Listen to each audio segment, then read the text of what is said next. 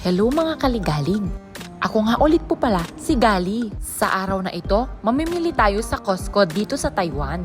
Marami ring mga Pilipino ang namimili sa Costco dito sa Taiwan. Pasensya na mga kaligalig! Kung ngayon na naman po ulit kami makakapag-upload ng video. Medyo na busy lang po sa aming mga personal na buhay at sa aming mga trabaho. Hayaan nyo po, sisikapin po namin ni Kali na makagawa ng maraming videos tungkol sa buhay ng OFW dito sa Taiwan. Para kahit papano may idea na kayo kapag pupunta kayo dito sa bansang Taiwan. Kaya i-follow and subscribe nyo kami sa iba't ibang mga social media platform. Para kahit papano may bahagi namin ang experience namin sa bansang Taiwan. Sa araw na ito, tatalakayin natin kung ano ba ang Costco. At kung anong pwedeng mabili dito. At kung anong kagandahan kapag namimili tayo sa Costco. Kaya tara mga kaligalig! Samahan nyo kaming mag-ikot-ikot ngayon dito sa Costco sa Taiwan. Simulan natin sa tanong na, what is Costco?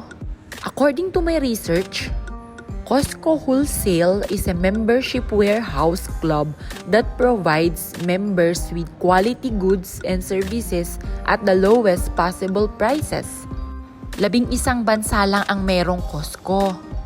Ang mga bansang ito ay ang US, Puerto Rico, Canada, United Kingdom, Mexico, Japan, Korea, Australia, Spain, France, Iceland, China, at ang bansang Taiwan. Meron ding partnership ang Costco sa Pinas. Tinatawag itong SNR.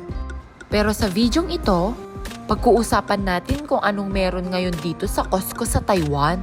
Bago kang makapamili dito sa Costco, kailangan mong mag-avail ng kanilang membership card. Gagawa na lang kami ng separate video ni Kali kung paano makakapag-avail ng membership card ng Costco. Hindi ko na kasi maalala ang exact amount ng pag-a-avail ng card. As far as I remember, more or less 1,000 new Taiwan dollar. Basta pangako yan mga kaligalig. Gagawa kami ng separate video ni Kali. Kadalasan dito namimili ang mga Pilipino para sa kanilang balikbayan box. Kadalasan ang kanilang binibenta dito mga wholesale. Bultuhan nga ika nga kung sa atin sa Pinas. Kung tutuusin, mas makakamura ka kapag wholesale ang iyong bibilhin. Ang diskarte naman naming mga Pilipino dito sa Taiwan, kapag bibili ng isang item, pwede kayong maghati-hati. Mas malaking masisave mo kesa sa paisa-isang bili. Alam naman natin kapag wholesale, mabigat sa bulsa pero pang matagalang gamit. Kesa naman pautay-utay ang bili. Kapag mamimili ka dito sa Costco sa Taiwan, ang pag-a-arrange ng mga bilihin ay nakapaleta. Ramdam mo talaga na nasa warehouse ka. Kaya kapag mamimili ka dito, dapat meron kang dalang eco bag, trolley, o di kaya maleta. Nagtataka siguro kayo kung bakit magdadala ng maleta kapag mamimili. Dito kasi sa Taiwan, hindi sanay ang mga Taiwanese kapag nagbibitbit ng mga pinamili.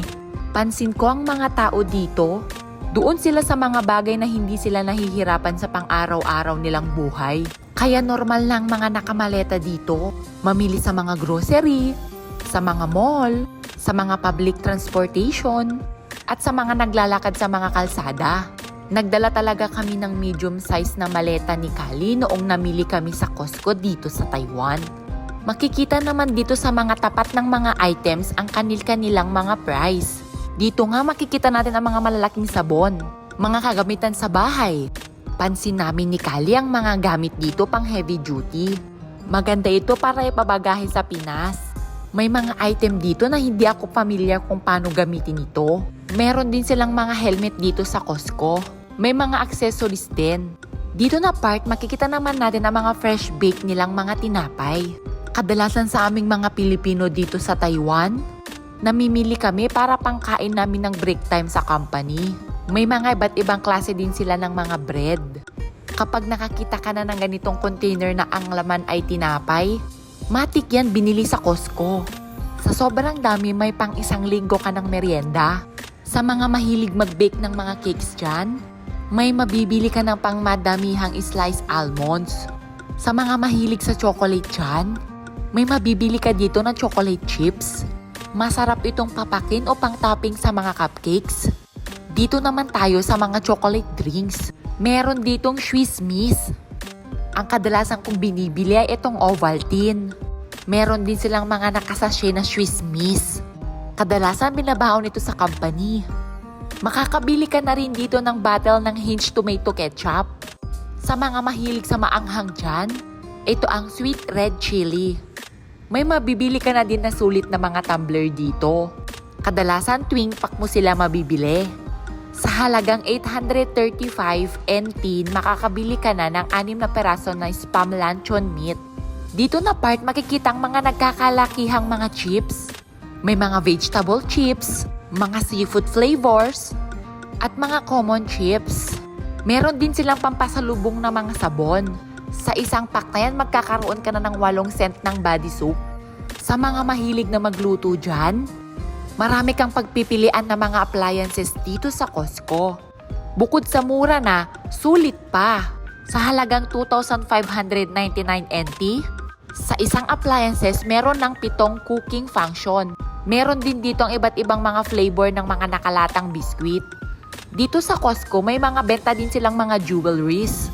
Meron silang mga singsing, mga hikaw, mga kwintas, na magandang investment sa ating mga OFW.